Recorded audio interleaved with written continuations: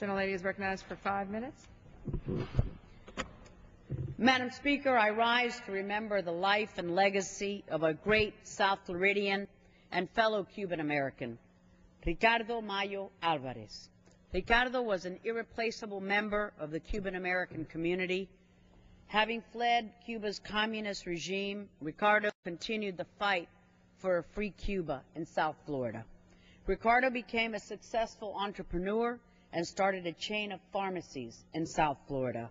He generously gave of his time to serve his community and was a constant fixture in the civic and cultural fabric of South Florida.